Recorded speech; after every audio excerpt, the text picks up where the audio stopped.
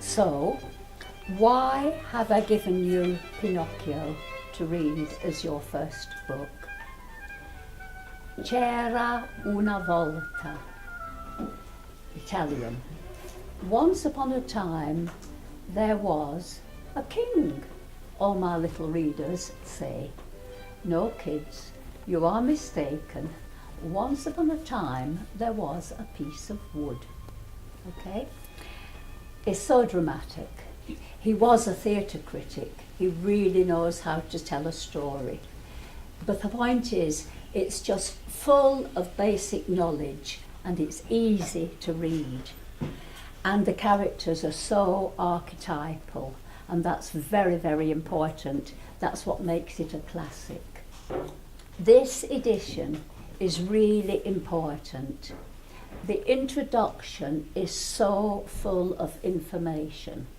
It tells you that in Italy at the time, we're talking about 1880, just around then, there were some people in Italy who wanted a republic. There were only a handful of them. Collodi was one. They were thinking of the French Revolution and the success of chopping the king's head off and having a republic. And Italy at the time was filled with little principalities, all with different rulers and different systems, and they wanted the people to be in charge, okay? And the north of Italy was ruled by the Austrians, and people had the emperor on their mantelpiece, Franz Joseph he was called, and people didn't mind, they weren't interested in revolution at all. And so these revolutionaries decided that they had to educate them. And this is where Pinocchio comes in, because Collodi contributed to a children's magazine in serial form, the story of Pinocchio. Another thing is that the illustrations are the original illustrations. And I never, for example, went to see the film of Pinocchio that Disney did, because I thought that little puppet was so pathetically twee and awful that it was an insult to children. This is supposed to be a children's story. And I just thought it was so awful. And as a result, I do think that children's books, the illustrations are really dreadful today, and they all look like Disney cartoons, nearly every illustration. You insult the intelligence of a child, you come down to the level of a baby, if you can, to tell a story. And this is great because the illustrations are really, really good. So Collodi, the author, is a theatre critic.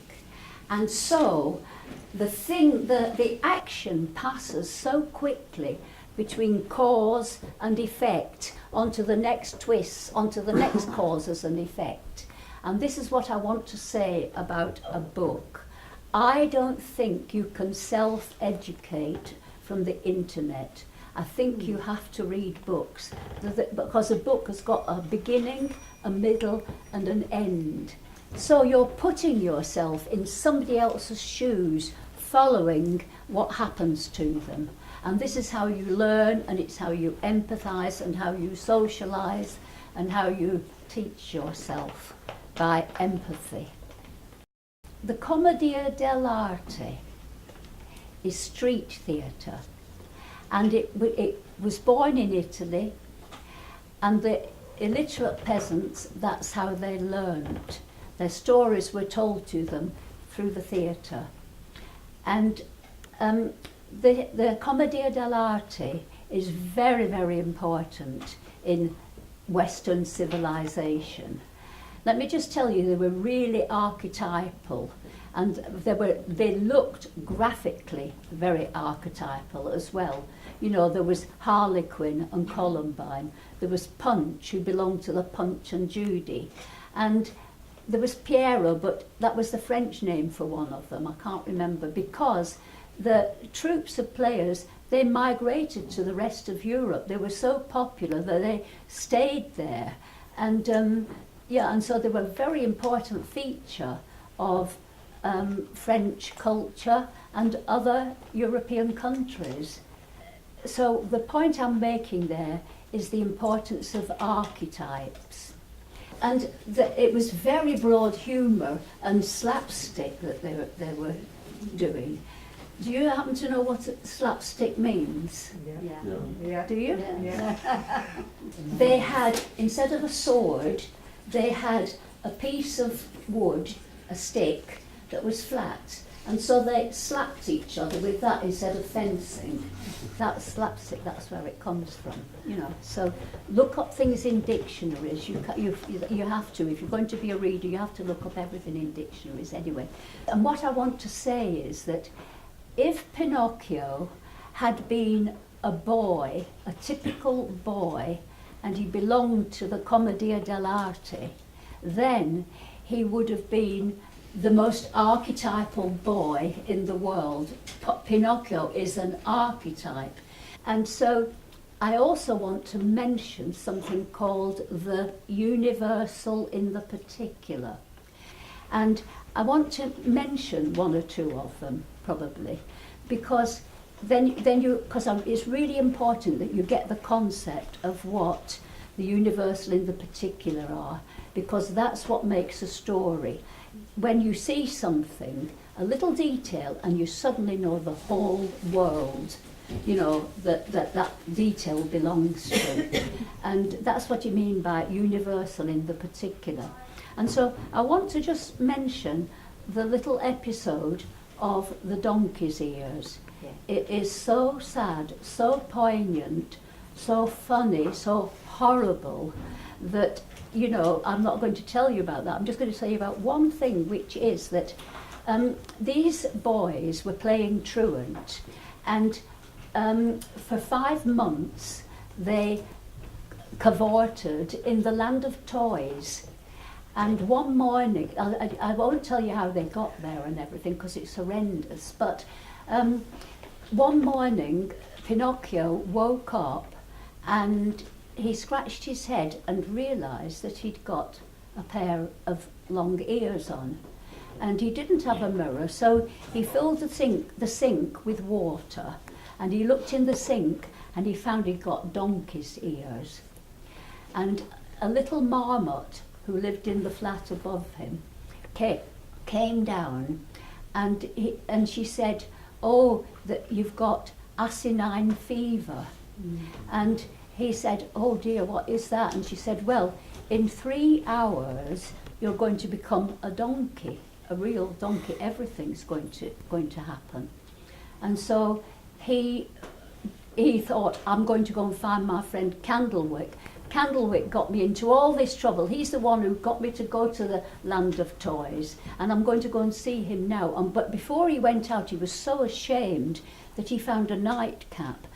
And Pinocchio put this on top of his donkey's ears to cover them all up. And so he went down the street with his pointed hat on. And he knocked on Candlewick's door, and it took Candlewick ages to come to the door. And when he did come to the door, he had the same hat on as Pinocchio. So what then happened is Pinocchio had been so ashamed up till then, but then he thought that Candlewick had the same problem and the same disease, and he wasn't the only one. So they were trying to find out, has he got donkey's ears? I think he has. I think he's got the same ears as I've got. In the end, they decided that they would take their caps off together, 1, 2, 3, and they pulled the caps off, and they looked at each other, and you know what they did? They just died laughing. They just laughed and laughed. And this, I think, tells you, this is what I mean by universal in the particular, this detail about boys, what they're like. This detail, it gives you a whole world of information underneath it. So what that suggested to me is that I know something, you can reflect back to your own childhood, which is that children have a kind of club where they keep everything secret amongst themselves. They do all kinds of things that they wouldn't dream of letting their mothers know or the older generation know. And I just think that you really get the idea of what it is like to be a naughty boy, or a naughty girl, I guess. But yeah, okay, that's it. I want to mention another example, because Pinocchio is really special, and he has got a heart, and that's what saves him. And so intelligence is actually a combination of head and heart, mind and emotion. And in fact, the Chinese don't have a separate word for mind. Mind and heart is the same word, because that is so important. And Pinocchio is a bit different than the other naughty boys. And what happens is that his school friends entice him to go to the beach and neglect his studies. And he feels really, he won't do it, but then they tell him that there's this really great big shark in the water and he must come and see it.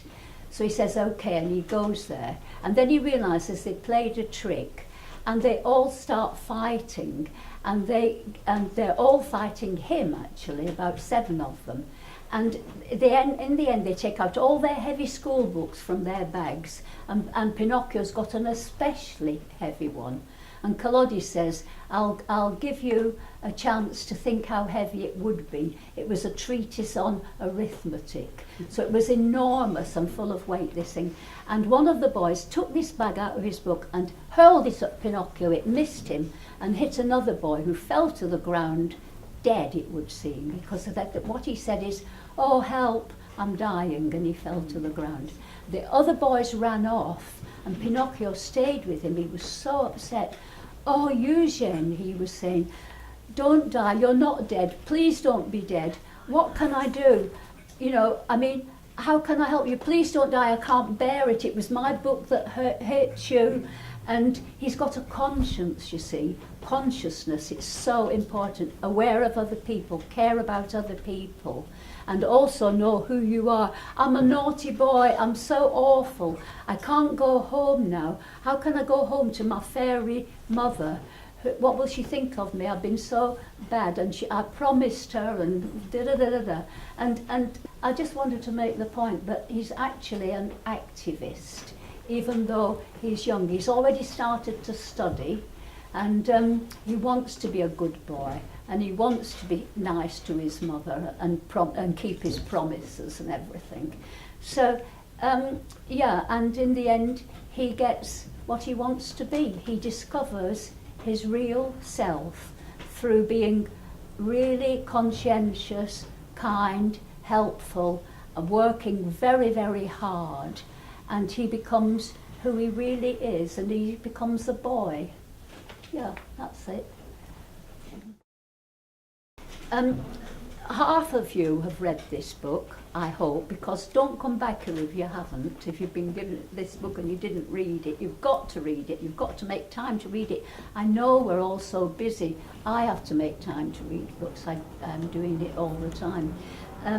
But what I want you to think about is, I've given you another book to read, which is Animal Farm. And there are really evil animals in Animal Farm.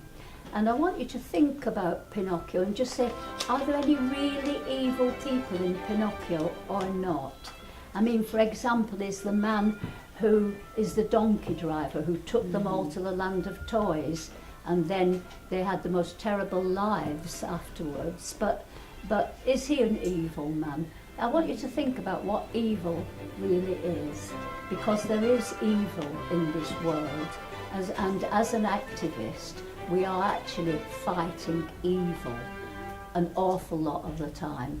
There's an awful lot of vested interest at the back of politics that is created by people who are brainwashed completely into believing that people are the enemy and that they're the only ones who know what's good for the world, and what they succeed in doing is killing people.